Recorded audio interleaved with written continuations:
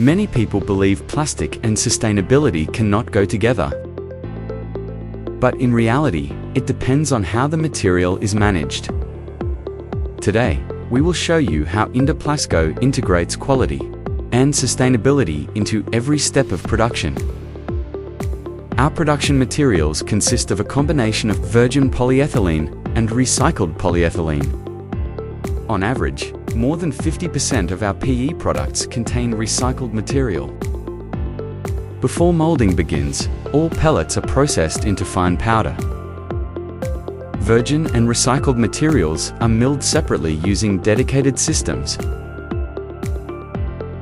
The powder is filtered through controlled mesh sizes to ensure uniform particle distribution. After milling, the materials are blended according to precise formulations. This process allows us to maintain consistent quality and targeted recycled content. For Indoplasko, sustainability is not a slogan. It is a system built on responsible sourcing, waste reduction, and long-life product design. For our clients, this system means stable quality, reliable supply, and reduced environmental impact. Better materials lead to better performance.